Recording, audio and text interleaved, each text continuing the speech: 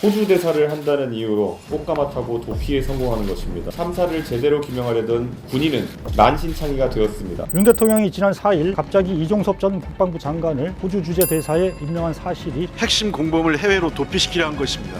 이 자체도 또 다른 중대 범죄가 됩니다. 도대체 국방부에서 왜 그러는 것입니까? 오전 대통령실에서 VIP 주재 회의 도중 1사단 수사 결과에 대한 언급이 있었고 VIP가 격노하면서 장관과 통화한 후 이렇게 되었다. 정말 VIP가 맞습니까? 맞다. 용산 국가안보실 전직 고위 인사들의 거짓말이 국방비서관 7월 31일 김계환 해병대 사령관하고 통화한 사실이 있나요? 없습니다. JTBC는 군 검찰이 작성한 통화 기록을 입수해 살펴본 결과 바로 7월 31일 임 비서관과 김 사령관 사이에 2차례 통화가 이루어졌음을 확인했다. 사령관님은 안보실로부터 몇 번 이거와 관련해서 통화를 했습니까? 이거와 관련해서 안보실과 통화한 적은 한 번 있습니다. 국회에 출석해 관련 사실을 부인했고 통화 기록을 삭제. 거짓과 허위로 쌓은 방어막이 점점 허물어지는 오히려 신범철이니 임종덕이니 이런 사람들 공천하고 있지 않습니까? 책임을 묻지는 못할 망정 꽃길을 열어줍니까? 이 모든 비정상적 특혜성 인사는 결국 의혹의 정점인 윤 대통령의 불법 외압 실체를 감추기 위한 안녕하세요. 논설의 손원재입니다. 윤석열 대통령의 해병대 수사 외압 의혹에 다시금 국민의 눈길이 쏠리고 있습니다. 윤 대통령이 지난 4일 갑자기 이종섭 전 국방부 장관을 호주 주재 대사에 임명한 사실이 알려지면서입니다. 이 전 장관은 수사 외압 의혹 사건과 관련해 고위공직자범죄수사처의 수사를 받는 상황이었습니다. 지난 1월엔 이 전 장관과 신범철 전 국방부 차관, 유재훈 법무관리관, 김계환 해병대 사령관, 김동혁 국방부 검찰단장, 박경훈 조사본부장 등 사건 관련자들이 대거 공수처의 출국금지 대상에 포함된 것으로 알려졌습니다. 공수처는 국방부 실무선부터 조사하고 이 전 장관을 소환 조사할 계획이었는데 돌연 대사에 임명해버린 것입니다. 공수처는 7일 부랴부랴 이 전 장관을 불러 겨우 4시간 약식 조사를 했습니다. 하지만 수사를 이어가기 어렵게 됐습니다. 야당에선 윤 대통령이 수사를 막으려고 이 전 장관을 해외로 도피시키려 한 게 아니냐 지적이 나옵니다. 핵심 공범을 해외로 도피시키려 한 것입니다. 이 자체도 또 다른 중대 범죄가 됩니다. 최근 들어선 수사 외압 의혹과 관련된 용산 국가안보실 전직 고위 인사들의 거짓말이 잇따라 언론 취재로 드러나기도 했습니다. 이종섭 전 장관 자신이 허위 해명을 했다. 이런 사실도 국방부 조사본부 문서로 확인됐습니다. 거짓과 허위로 쌓은 방어막이 점점 허물어지는 형국입니다. 이런 상황에서 갑작스런 호주 대사 임명이 이뤄진 것입니다. 상관 관계에 대한 의문이 커지는 건 당연한 일입니다. 이를 알고도 대사로 내보내는 것은 대통령 본인이 이번 해병대 장병 사망 사건 수사 외압의 몸통인 것을 스스로 인정하는 겁니다. 여러분 생각은 어떠십니까? 윤 대통령이 수사 외압 몸통이라는 의혹이 제기된 건 박정훈 전 해병대 수사단장의 진술을 통해서입니다. 박 전 단장은 지난해 7월 30일 김계환 당시 해병대 사령관과 함께 국방부로 들어가 수해 복구 중 숨진 해병대 최상병 순직 사건에 대한 수사 결과를 이종섭 당시 장관에게 보고했습니다. 해병대 1사단장과 여단장을 포함한 8명의 군 간부에 대해 업무상 과실치사 혐의를 적용하는 내용이었습니다. 이 장관은 수사가 잘 됐다며 흔쾌히 이를 제거했다는 게 박 전 단장 주장입니다. 그러나 박 전 단장은 수사 결과를 언론에 브리핑하기로 한 다음 날 갑자기 김 사령관으로부터 브리핑을 취소하라 통보를 받습니다. 이유를 묻는 그에게 김 사령관은 이런 말을 합니다. 항명죄로 기소된 박 전 단장이 군 검찰에 낸 진술서에 담긴 내용입니다. 도대체 국방부에서 왜 그러는 것입니까? 오전 대통령실에서 VIP 주재 회의 도중 1사단 수사 결과에 대한 언급이 있었고 VIP가 격노하면서 장관과 통화한 후 이렇게 되었다. 정말 VIP가 맞습니까? 맞다. 이와 관련해 MBC 탐사기획 스트레이트는 VIP, 곧 윤 대통령의 경로 사항에 대해 이렇게 전한 바 있습니다. 안보실 참모가 사단장 등 8명을 과실치사 혐의로 경찰에 이첩할 예정이라고 보고하자 윤석열 대통령이 크게 화를 냈다고 돼 있습니다. 윤 대통령은 그러면서 국방부 장관을 연결하라고 한 뒤 이런 일로 사단장까지 처벌하게 되면 대한민국에서 누가 사단장을 할 수 있겠냐고 질책했다고 돼 있습니다. 스트레이트는 박 단장의 군 선배가 박 대령을 돕기 위해 초기에 작성한 문건을 입수해 보도했다 밝혔습니다. 사건 초기 기억력이 살아있는 시점에 작성된 문건이고 이후 이에 근거해 진술서가 작성된 것으로 보입니다.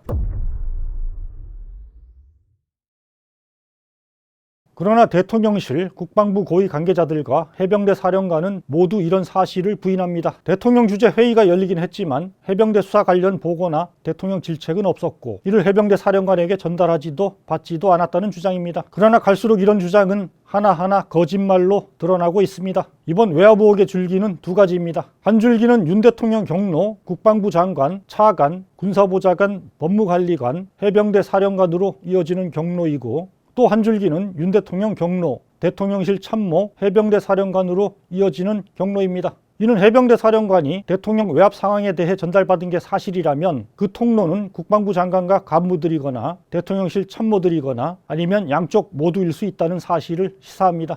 이 가운데 먼저 대통령실 참모들과 김계한 사령관 사이의 소통 과정에 대한 기존 진술들이 허위였던 것으로 드러나고 있습니다. 첫째, 임기훈 당시 국방비서관이 국회 운영위에서 한 진술입니다. 국방비서관 좀 앞으로 나와주시겠습니까? 7월 31일 예. 김계한 해병대 사령관하고 통화한 사실이 있나요? 없습니다. 없어요? 예. 통화하는 걸 옆에서 들었다 이렇게 보고 있는데 7월 31일 당일날 제가 해병대 사령관하고 통화한 적이 없습니다. 박 전 단장이 브리핑을 취소하라는 명령을 받은 당일에는 해병대 사령관과 통화하지 않았다고 거듭 부인합니다. 그러나 JTBC는 군 검찰이 작성한 통화 기록을 입수해 살펴본 결과 바로 7월 31일 임 비서관과 김 사령관 사이에 두 차례 통화가 이루어졌음을 확인했다 보도했습니다. 지난해 7월 31일 김 사령관의 통화 내역입니다. 김 사령관이 누군가에게 전화해 오전 9시 53분에 2분 가까이 오후 5시에 3분 넘게 통화합니다. 김 사령관의 별도 발신 기록을 확인했더니 상대방은 임 전 비서관으로 확인됐습니다. 현역 장성인 국방비서관이 국회 상임위에서 버젓이 거짓 증언을 한 것입니다. 어처구니 없습니다. 7월 31일은 이종섭 당시 국방부 장관이 결재를 번복하면서 최상병 사건 수사 결과의 이첩 보류를 지시했고 당일 예정된 언론 브리핑이 취소된 날입니다. 특히 오전에는 VIP가 경로했다는 회의가 있었던 것으로 알려져 있습니다. 임 비서관은 당일 회의에서 윤 대통령에게 해병대 수사 관련 보고를 한 적도 없다 부인한 바 있습니다. 그럼 누구한테 보고했나요? 안보실장님께 보고드렸습니다. 비서관 회의에서 국방비서관님도 보고를 드렸죠? 저는 보고드린 바는 없습니다. 이젠 이 말도 어느 누가 믿을 수 있겠습니까? 임 비서관의 바로 윗선이죠. 임종득 당시 국가안보실 2차장이 김계환 사령관과 두 차례 통화한 사실도 최근 드러났습니다. 이 역시 김 사령관이 국회 상임위에서 한번 통화가 있었다고 말한 것이 거짓으로 드러난 것입니다. 사령관님은 안보실로부터 몇 번 이거와 관련해서 통화를 했습니까? 이거와 관련해서 안보실과 통화한 적은 한 번 있습니다. 그런데 한 번 더 있었습니다. 낮 12시 50분에 8분 가까이 그리고 오후 3시 56분 5분 가까이 두 사람이 통화했습니다. 두 번 통화가 이뤄진 이날은 최상병 사건이 경찰로 이첩됐다가 다시 군 검찰로 회수된 8월 2일입니다. 수사 결과 언론 브리핑이 취소된 날, 수사 결과 이첩이 취소된 날 모두 대통령실 고위 참모들과 해병대 사령관 사이에 두 번씩 통화가 이뤄진 것입니다. 둘 다 사실관계를 거짓으로 왜곡했음이 언론 취재로 드러났습니다. 이 경로를 통해 대통령의 경로 정황이 전달된 건 아닌지, 그걸 감추기 위해 국회 상임위에서마저 거짓 진술이 이뤄진 건 아닌지 합리적 의심이 커지는 대목입니다. 모두 수사 외압의 증거를 은폐하려 했습니다.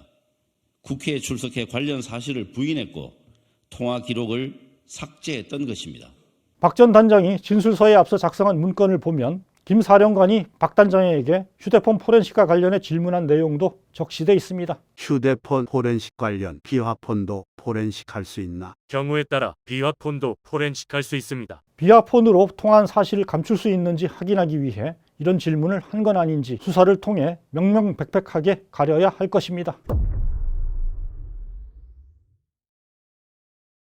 이종섭 전 장관이 국방부 조사본부에 최상병 순직 사건 재검토를 맡기면서 해병대 1사단장 등 지휘부 혐의를 특정하지 말라 이런 가이드라인을 문서로 전달한 정황도 지난 6일 한겨레 보도로 드러났습니다. 이 장관은 애초 국회 국방위에 출석해 1사단장 등 특정 지휘관을 업무상 과실치사 혐의 대상자에서 제외하라고 지시한 적이 없다 주장했습니다. 장관을 포함하여 그 누구도 특정인을 제외하라거나 특정인들만 포함하라고 지시한 사실이 없으며 이 역시 거짓말로 드러난 셈입니다. 이 전 장관은 이에 앞서 해병대 수사단에 대해서도 혐의를 특정하지 말라 지시한 사실이 군 검찰이 작성한 박 전 단장 구속영장 청구서에 적시된 바 있습니다. 이때도 부인했는데 이번에는 문서가 나온 것입니다. 이후 조사본부도 1사단장 등 6명에 대해선 해병대 수사단과 달리 과실치사 혐의를 적용하지 않은 채 경찰에 이첩했습니다. 가이드라인을 충실히 따른 것입니다. 이처럼 외압 의혹 핵심 관련자들이 그동안 내놓은 각종 진술의 신빙성이 차례로 무너지고 있습니다. 공수처 수사도 점점 이 전 장관을 향해 재오던 상황에서 갑자기 대사 자리를 준 건 수사 회피를 위한 해외 도피용 임명인 동시에 입막음을 위한 회유책 아니냐 지적이 나옵니다. 실제 이 전 장관뿐 아니라 핵심 관련자들에겐 영전과 지역구 공천 등의 꽃길이 펼쳐지고 있습니다. 임종득 전 안보실 2차장은 국민의힘 텃밭인 경북 영주 영양 봉화 지역구에 단수 공천됐습니다. 이 전 장관의 지시를 해병대 사령관에게 전달한 신범철 전 국방부 차관도 충남 천안갑에 단수 공천됐습니다. 임기훈 전 국방비서관은 지난해 중장으로 진급해 국방대 총장에 임명됐습니다. 또 관련자들을 또 과감하게 공천을 합니다. 책임을 묻기는커녕 오히려 신범철이니 임종득이니 이런 사람들 공천하고 있지 않습니까? 국민 여러분, 이게 말이 되는 공천입니까? 책임을 묻지는 못할 망정 꽃길을 열어줍니까? 대통령의 수사 개입은 빼박 불법입니다. 국회에선 이 정도 중대한 법률 위반은 탄핵 사유에 해당한다 지적이 나온 바 있습니다. 탄핵 갈 수 있는 소지가 충분히 있다는 말씀 분명히 드립니다. 이 모든 거짓말 릴레이와 비정상적 특혜성 인사는 결국 의혹의 정점인 윤 대통령의 불법 외압 실체를 감추기 위한 행위가 아닌지 의구심이 커지고 있습니다. 대통령 방탄을 위해 권력을 남용한 것 아니냐, 더 심각한 권력 비리 의혹으로 번져가고 있는 셈입니다. 반면 공수처 수사는 가로막힐 가능성이 커졌습니다. 결국 특검 수사로 진상을 규명할 수밖에 없을 것으로 보입니다. 해병대 수사 외압 특검법은 지난해 10월 6일 국회 패스트트랙에 지정돼 오는 4월부터는 본회의 처리가 가능해집니다. 우리 사회는 과연 외압 몸통을 밝혀내고 순직 장병 부모의 눈물을 닦아줄 수 있을까요? 논설에서 함께 계속 주시하도록 하겠습니다.